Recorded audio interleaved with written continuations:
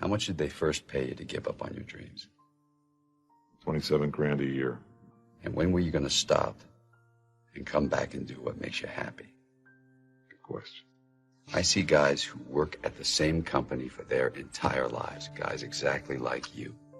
They clock in, they clock out, and they never have a moment of happiness. You have an opportunity here, Bob. This is a rebirth. And if not for you, do it for your children. Please prepare for this process to continue the rest of your life. There are nothing but difficulties in achieving your goal. Listen, folks, success is hard. It's really hard. Now, when you're trying, you're going to fail. But quitting, just stopping, that was the number one thing I understood. And then number two, you have to make sure that your dreams, your aspirations and goals are so big that not accomplishing them is not an option. There were times I doubted whether or not I can do what I needed to do. There's a Doug Williams in everybody here. There's greatness in you. And you've got to learn how to tune out the critics outside and the critic inside. And since I'm going to do this, I'm going to harness my will. And I'm not going to let anything stop me. I deserve this.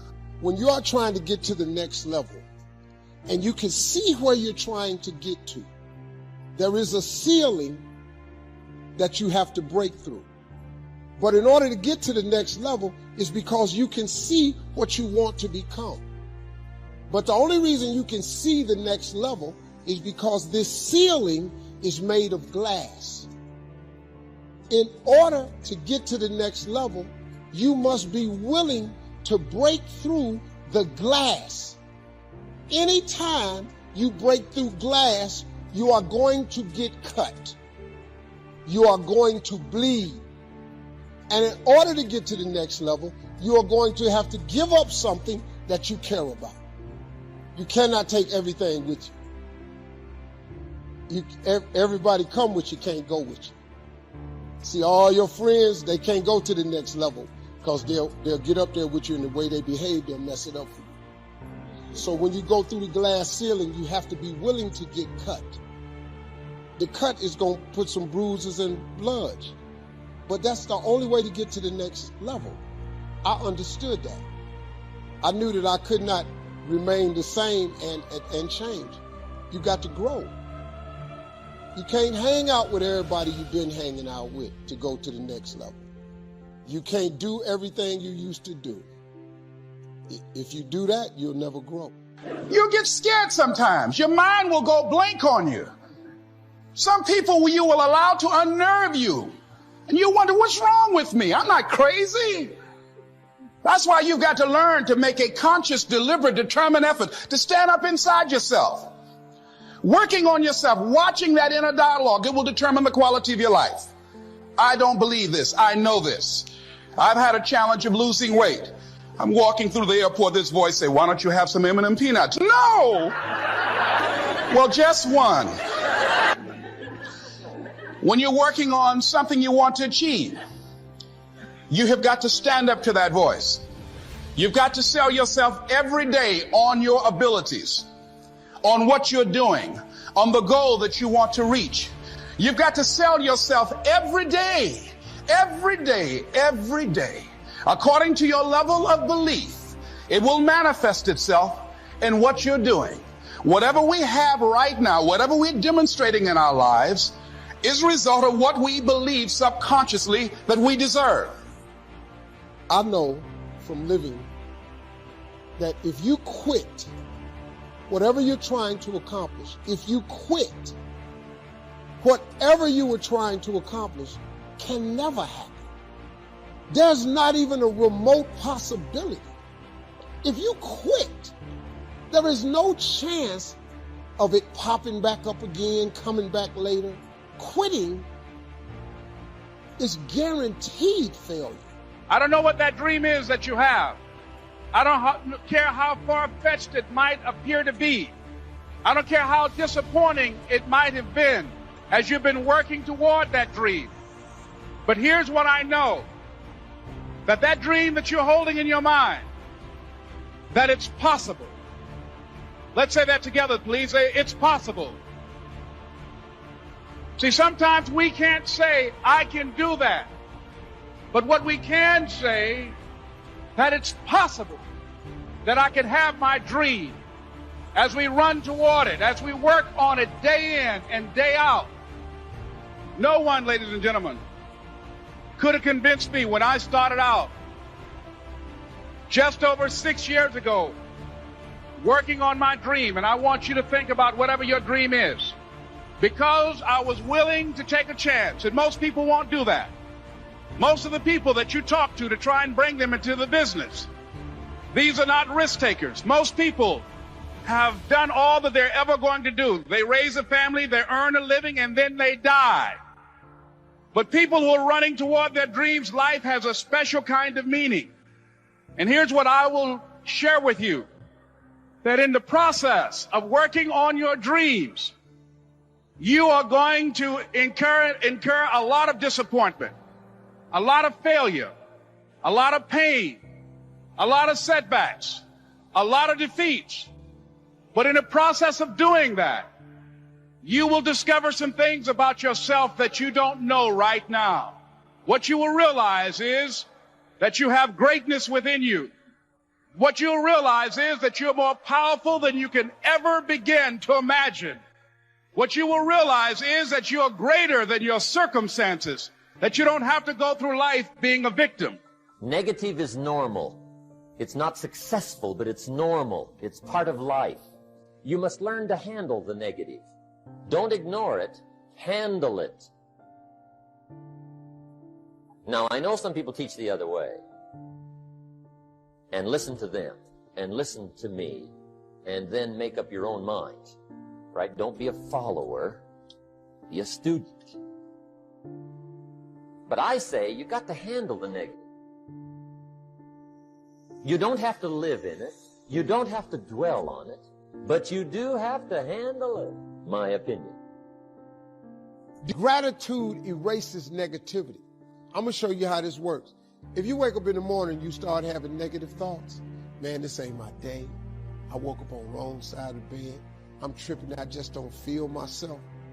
Every time you feel, in the middle of the day, if you feel yourself doing that, stop. Just stop for a second. And start going over in your mind everything you have to be grateful for.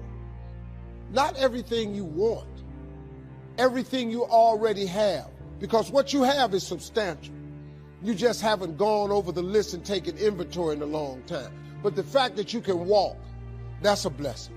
The fact that you woke up, that's another blessing. The fact that you can see, think, reason, that's another blessing. The fact that you can go somewhere and get yourself something to eat, that's another blessing. The fact that you can go and turn the key and call someplace home, that's another blessing. The ability to dream is a blessing. The fact that you have an opportunity to get it right is another blessing. The fact that you're beautiful, that's another blessing. The fact that you have any measure of health, that's another blessing. And I'm just talking to you, I don't even know you. I could give you 50 things you ought to be grateful for right now. I don't even know you. Start coating your mind with gratitude. It'll change everything for you. I was reading a book by Og Mandino called The University of Success. Read one line, gave me a chill. I didn't have to read anything else in the book. He said, many of us never realize our greatness because we become sidetracked by secondary activity. We spread ourselves too thin, don't know how to say no. And we find ourselves doing all kinds of things and never ever have time to do those things that we need to do to work on ourselves. And then there goes a second. There goes another second. There goes another second. And we can't stop and hold time. And before you know it, you wake up one day and you're behind in your dreams and your bills.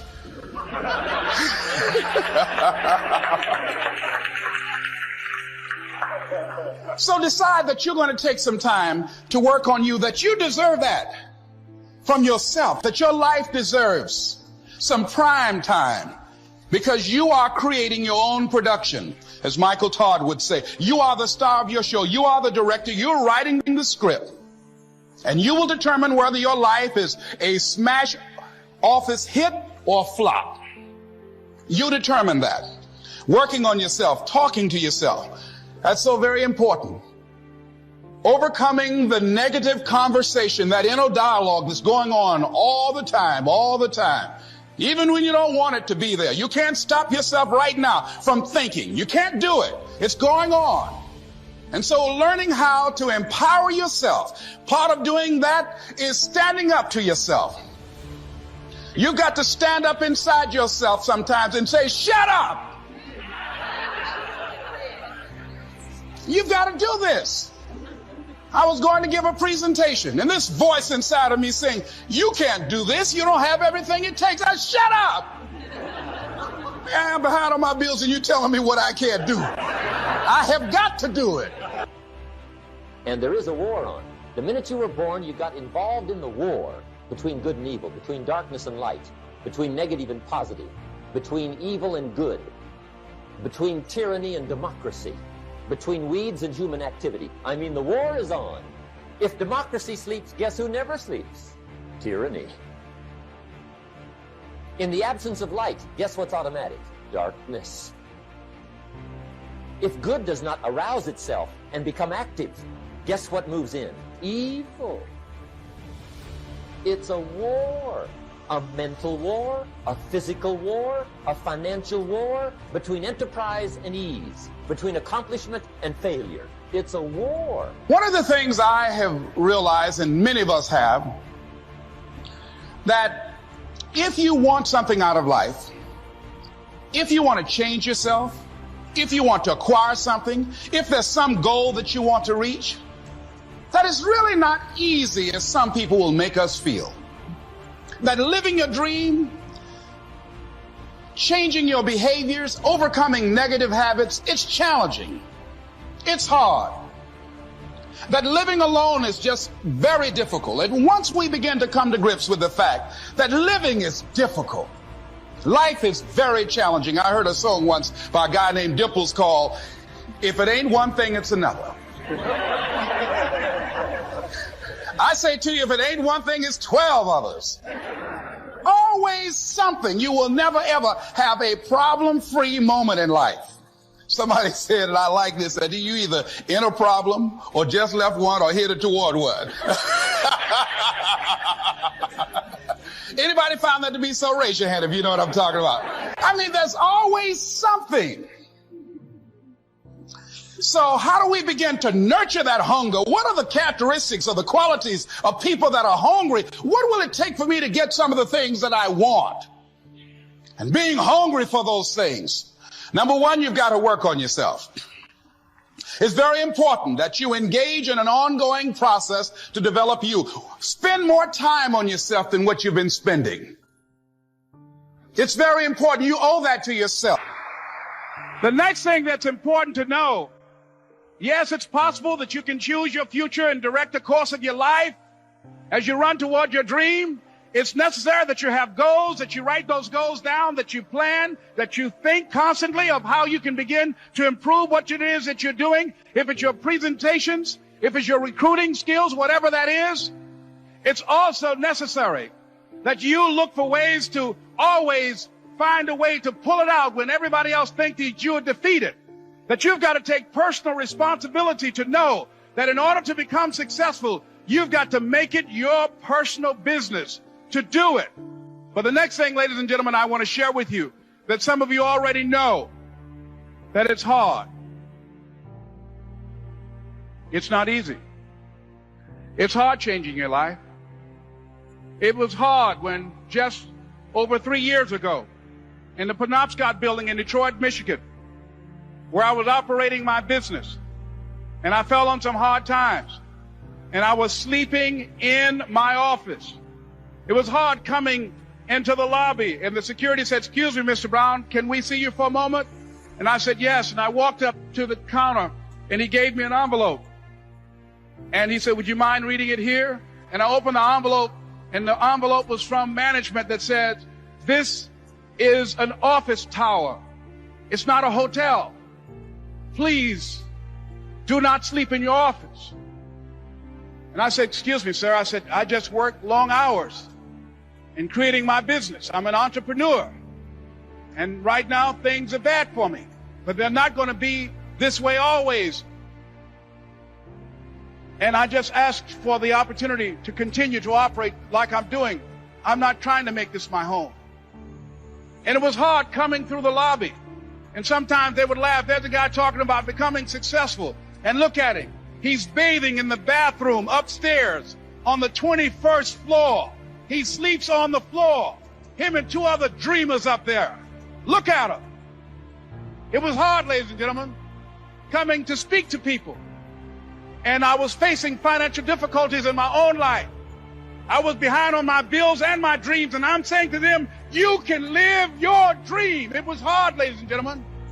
It was very difficult to pick myself up each day believing that I could do it. There were times that I doubted myself. I said, God, why is this happening to me? I'm just trying to take care of my children and my mother. I'm not trying to steal or rob from anybody. Why did this have to happen to me? It was very hard.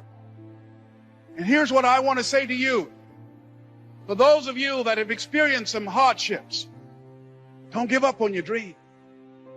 No one could have convinced me by holding on, by continuing to push forward, by continuing to run toward my dream, that one day I would have my own talk show. It's a long shot, ladies and gentlemen, from Liberty City, an abandoned building on a floor, never knowing my mother or father. It's a long shot. Being here with you today in this dome in Atlanta, it's a long shot. No college training, labeled educable, mentally retarded, but I kept running toward my dream. Don't stop. Don't stop. Don't stop running toward your dream. It's very important as you hold on to that dream. There are moments when you're going to doubt yourself. There are rough times are going to come, but they have not come to stay. They have come to pass. It's very important for you to know that. Don't say I'm having a bad day. Say I'm having a character building day. It's very important for you to believe that you are the one to make this happen. Myself, can I do this? And something said within me, you're the one. You're the one. And let me tell you something, ladies and gentlemen.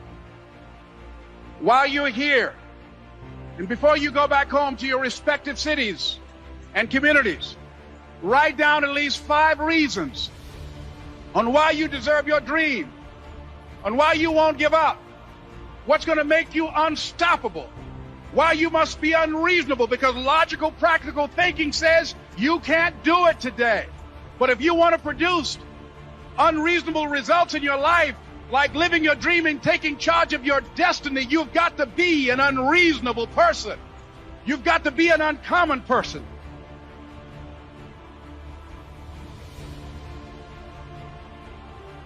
If you keep doing what you've been doing, you're going to keep getting what you've been getting. So if you're in a place in your life and you ain't happy with it, you have to change some things.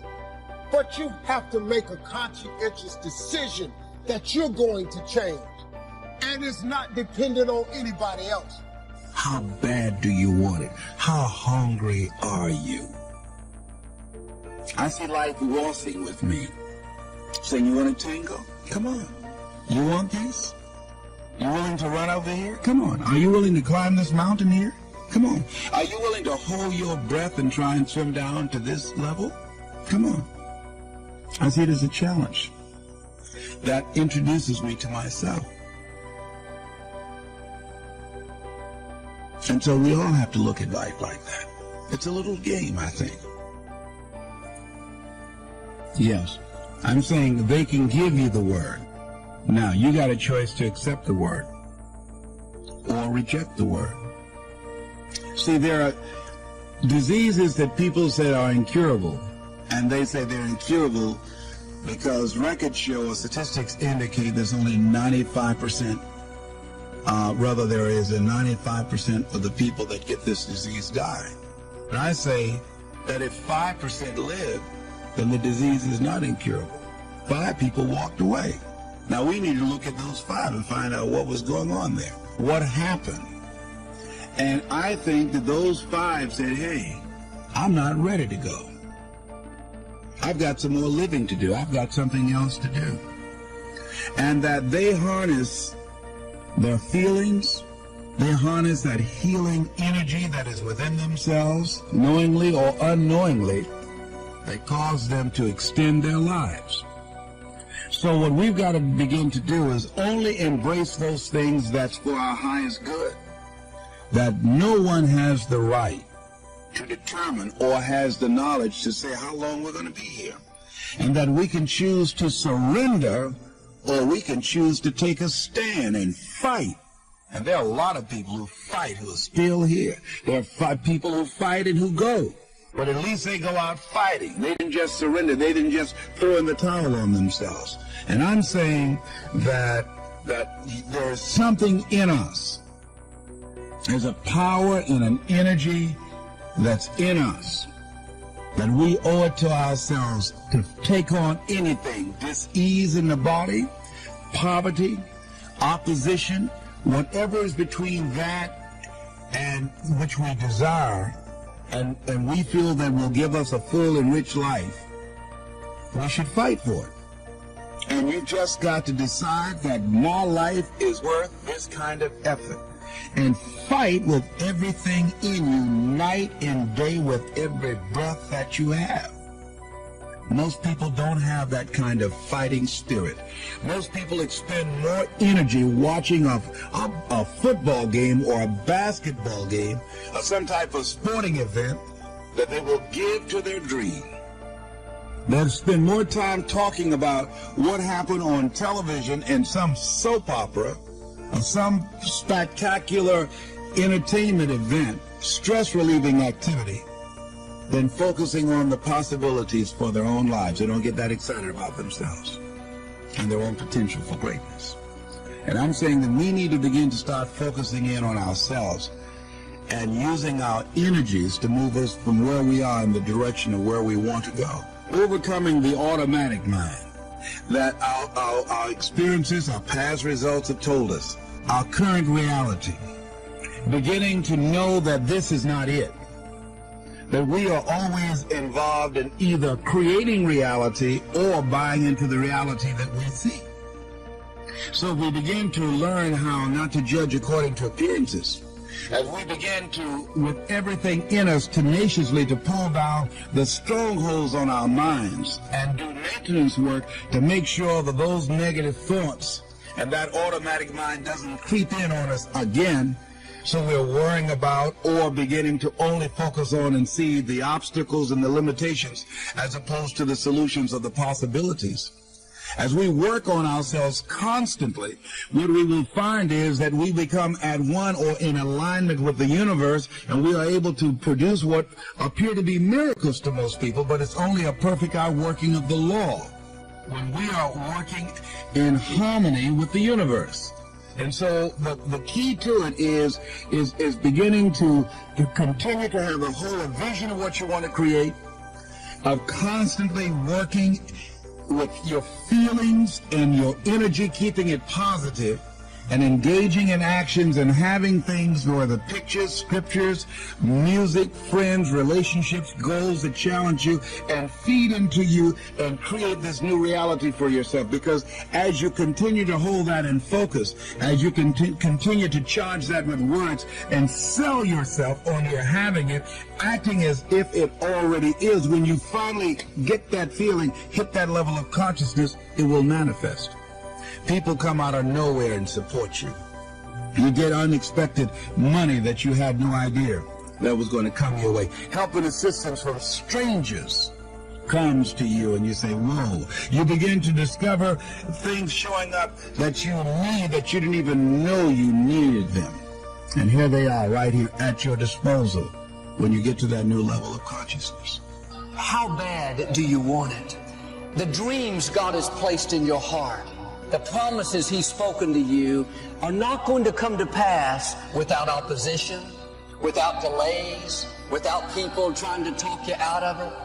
There will be plenty of opportunities to get discouraged, to lose your passion and think that it's not meant to be. But if you're going to reach your destiny, you have to have a made-up mind. If you give up after the first time, or the 5th time, or the 30th time, what that really means is you didn't want it bad enough.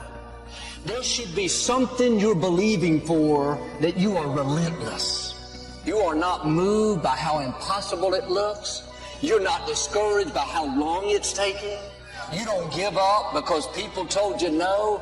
Your attitude is, if I have to believe my whole life, I am not going to stop believing. I am not going to take no for an answer. I'm not going to settle for mediocrity. I'm going to keep pursuing what God put in my heart. You can't be passive and indifferent. You have to have a holy determination. It's more than just your will. It's a fire on the inside, a knowing that it's supposed to be yours. When everything says it's not going to happen, instead of getting discouraged, you kick in to a new gear. Normal people would give up. Normal people would settle, but you're not normal. You want it on another level. How bad do you want what God has put in your heart? Bad enough to outlast the opposition? Bad enough to overlook some insults? Bad enough to do the right thing when the wrong thing is happening? Do you want it bad enough to keep pursuing even when circumstances say it's not going to happen? Many of the difficulties we face, the delays, the times it's not fair, that's simply a test. God is seeing how bad do you want it. This is what weeds people out. If you're overcome by problems, you let circumstances push you down, people talk you out of it, you're not going to have the strength or the courage to sustain where God is taking you. Don't have a weak mentality, have a warrior mentality. You have to be more determined than the opposition. If you give up every time things don't go your way, you didn't want it bad enough. You have to dig your heels in and say, I am in this for the long haul. I know what God has spoken to me. I will get well. I will accomplish my dream. I will meet the right person. You're not moved by what's not working out, by how long it's taking, or by who's not for you. You know who is for you, the Most High God.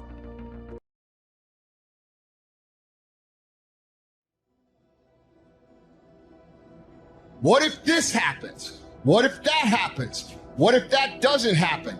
And on it goes.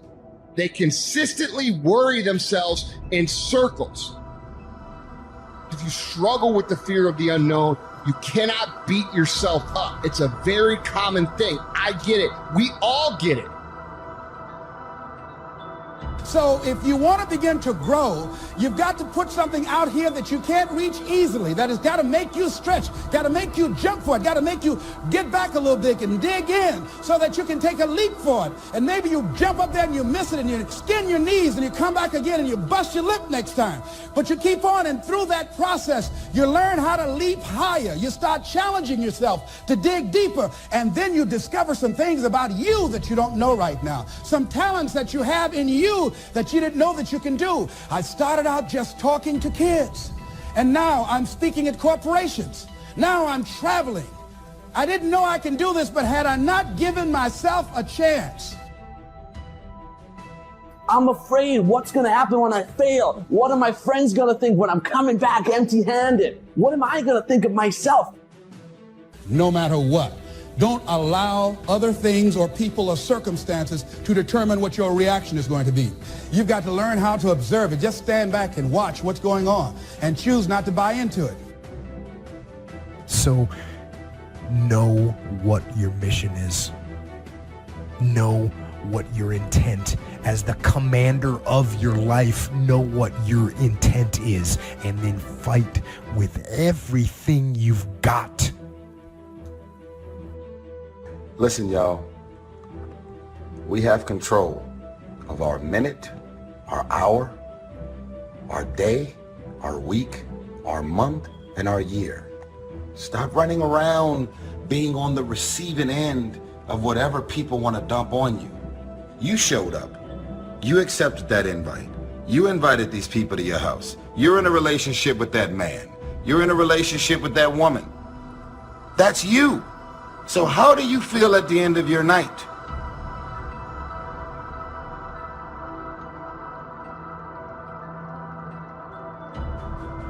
The next thing is, see yourself there. How will you feel once you get there? What will the experience be like for you? What will be different? What kind of person do you have to become in order to get there? Visualize yourself there, living the experience. You want to see yourself beyond your circumstances. You got a challenge, see yourself beyond your challenge. See yourself with the challenge already resolved. And knowing that all is well, seeing yourself in control and in charge of your destiny, being healthy and happy. Telling you, man, being successful is a mental condition. You can all mentally condition yourself to being successful. All you got is your mind. You're in control of it. It's times I felt like giving up. I mean, no matter who you are, if you have a goal in life, everybody has a turn back moment. Everybody has a crossroad. If you haven't been at it, it's coming. You can either decide to continue or to quit. It is important in the area of motivating yourself. It's important to know why you're doing it, because that mind will say, why bother? Why go through all this? This is too hard. No, throw in the towel. It's not worth it. Has it ever said that to you before? Here's how you can handle that. Here's how you override that. Write down 5 reasons why you deserve it. Why do you deserve what you want? Why you? Why do you deserve it? What meaning and value will it bring to your life? What's so different about you that you deserve your goal or this goal? And when you write down those 5 reasons, when you have some down moments, and you're going to have them, when that conversation starts talking to you, and it's going to talk to you, what you will do is you can pull that out and read it, and it will build you up. It will be your rod and your staff to comfort you through some challenging moments, because you're going to have some. Life will knock you between the eyes. It will catch you on the blind side, come out of nowhere, stuff you can't anticipate that will knock the wind out of you. You want to give up. That's why it's important for you to work on yourself, listening to tapes, building yourself up, talking to yourself with power, feeling, and conviction, building yourself up day in and day out. The next thing is that whatever you do, you want to develop technical mastery. You want to be the best at what you do. You want to master it. See, part of self-motivation is you've got to find something that gives you a strong sense of competence. Well, you become known for that. You develop a reputation of being good at doing that. You set some high personal standards for yourself. You're not competing with anybody else. You're just unfolding yourself to be the best person that you could be. That you want to give the best quality service that you can give, because that is a statement about who you are. The other thing that's the key to self-motivation is recognize the fact that you're going to get into some slumps. Recognize the fact that you're going to encounter a great deal of failure in life. It goes with the territory. But in the face of that, you want to be relentless. The next thing is that when you want something out of life, you've got to be willing to go into action. Don't wait around for things to be just right. Don't wait for things to be perfect. Don't wait for the ideal situation. It will never be ideal. There will always be a reason. Well, as soon as the children grow up, as soon as I pay my bills, or as soon as I get my divorce, as soon as I get enough money together, do what you can, where you are with what you have, and never be satisfied. A lot of people never take a chance in life. They don't want to take any chances. They want the situation to be ideal. See, that's not walking by faith. That's walking by sight. If I can see it, I'll do it. No. A lot of people say, if I can see it, I'll believe it. No. If you believe it, you can see it. You survived every hater. You survived all the evictions. You survived the firings. You survived all the tell you no, we ain't hiring. You survived all the trouble you ever been in. Your survival rate is 100%. 100%. All you got to do is start changing the way you think. The lessons I learned out of my failures probably are a lot more valuable than if I had just made a successful decision and moved on. So remember this, you don't see things in your life as they are. You see things in life as you are. And so the more you alter you, the more you begin to see things differently. What's is amazing about this is we control who we are by what we think about. Think about this just for a second. Wherever you're sitting watching this, the chair that you're sitting in, if you're sitting in a chair, if you're driving in a car and you're listening to this, that seat you're in started in someone's mind as a thought, right? Every detail of it, the fabric, the cushions, the way it's structured, every single piece of that started in someone's mind as a thought and then became a reality by putting out the pieces together. See, everything in life is that way as well. It always begins with a thought.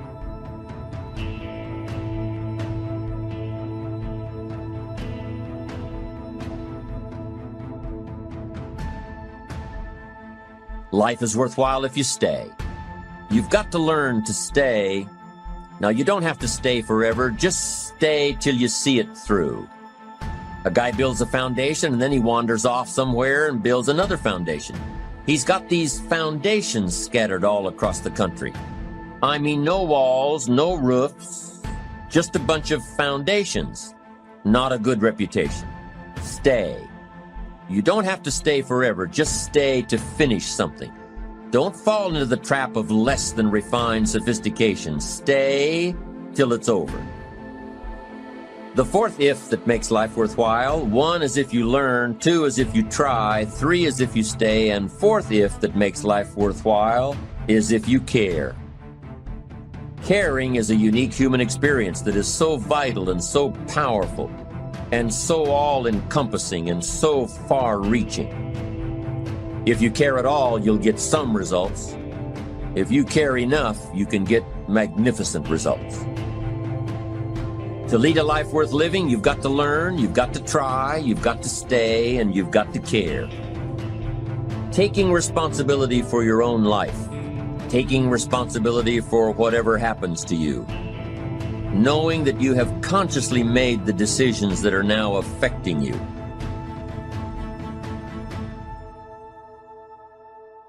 Knowing that what is happening now, today, is the direct result of your activity, what you did yesterday. Self-reliance is basically counting on yourself. Now, being self-reliant doesn't mean you can't work with others or trust others. Self-reliance means counting on yourself, trusting yourself, being confident with yourself, being responsible to yourself, trusting your own instincts, trusting the conclusions that you have developed from your study of experiences and philosophies, taking the credit that is due you, learning from the mistakes that you have made, being self-reliant. Gestalt psychologists give an example of being self-reliant. They say that you're responsible for getting caught in the rain. They say that by deciding not to carry an umbrella every day, you have made the decision to endure an occasional drenching. Translation: by not being prepared, you make the choice of getting caught in some of life's unpleasant circumstances. Be they rain, failures, economic losses, relationship losses, professional losses, personal losses. By not being prepared, thinking ahead, it's your choice. Now here's the other side of it. By being prepared, you increase your chances of success. You increase the likelihood. By being prepared, you increase your chances of success, of seizing opportunities when they come your way, of being ready within yourself to take advantage of once-in-a-lifetime situations. Some people tend to blame others for their mistakes, blame others for their failures. Somebody says, it's not my fault the report isn't done. So-and-so didn't do their part. Of course it's your fault. It's your report too. It's your responsibility to see that everyone you delegated work to does their part. Now, you can't control what others around you do, but it's in your own best self-interest, your enlightened self-interest, that you stay on top of things, especially if it's going to affect your future. You think your boss cares that John didn't do his part? You think he sees John as the bad guy? Of course not. All he sees is that the report isn't done, bottom line. Be responsible for the things that affect you. You can make sure you're more responsible by checking in with those people who are working with you, the people who make up your team. You can be more responsible by saying, hey, John, how are you doing with your part? Do you need some help? Can we put somebody else in here to help you finish? Now, if John consistently doesn't handle his part, you've got to replace John. If he isn't doing his share, you've got to find somebody that will. Or what? It will negatively affect you. You can't wake up in the morning that the project is due hoping and wishing that John has done his part. No, you've got to be responsible because it's going to affect your career too. Now, my approach to my better future very early on in my career was to just go through the day with my fingers crossed. And I used to say something like, I sure hope things will change for the better. Then here's what I found out. They're not going to change. Somebody says, well then, how will my life ever change? Answer, when you change. When you change, when you get better, it'll get better. If you change, it'll all change. Don't put it on someone else. Hope that someone else will change it for you. Take responsibility for yourself. Take personal responsibility. Money with that body, the more repetitive it is that you place yourself in those things, those places, and those situations, the more your brain becomes familiar with it, the more it gravitates towards it. You can't think about it once. It's the repetition over and over again. Your brain begins to think, oh, I belong here. We belong here. You actually eventually convince yourself literally that you belong in your dreams by the repetitive and specific thinking and visions of them over and over again. And don't be disturbed because no one else can see it. That's not unusual. That is ordinary. But because you want some different kind of results in your life, you've got to be willing to be unreasonable. If you want unreasonable results in your life, you've got to be willing to be unreasonable. Part of being unreasonable, you don't judge according to appearances. Part of being unreasonable, you can see it because you believe it. Most people won't do that. One of the keys to self-motivation that empowers you is that you want to find a cause larger than yourself. Find something that you can contribute to. Find something that you can make a difference because you can. Part of what feeds your larger vision, part of what gives you a reason for being, part of what gives you your life is being able to give something back. Say, I can't afford to give anything. You can't afford not to give. Give your time. I don't know exactly what I'm going to do, but I'm going over there. It's part of my tithing in the universe. Once you develop that special sense of mission, and that's what you develop when you're part of a larger cause than yourself, it drives you. You don't need an alarm clock to get up in the morning. You have special power. You go places and folk will like to be around you. They will know there's something different about you. When you go in, they'll say, hey, that's somebody important. I want to know who you are. I just want to be near you. That energy that you have, that consciousness that you will embody will affect everybody around you. You must be willing to do the things today others won't do in order to have the things tomorrow others won't have. That's why the book of life said the road to life is straight and narrow, and few there be that find it, because few there be that are willing to do the things today others won't do in order to have the things tomorrow others won't have. What are the things that others won't do? Number one, make discipline a major force in your life. Socrates said the undisciplined life is an insane life. The road to life is straight and narrow because few there be that are willing to discipline themselves. Here's something else that most people won't do. Make it okay to fail. A lot of people, 85% of people, allow their fear of failure to outweigh their desire to succeed.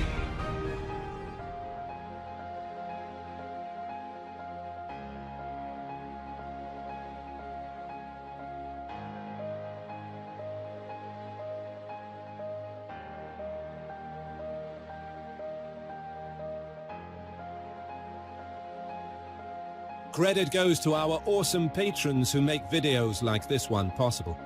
Consider joining them to support our work. You can also support us by subscribing to our channel and clicking the bell button to get notified when our new videos are released. And as always, thank you for watching.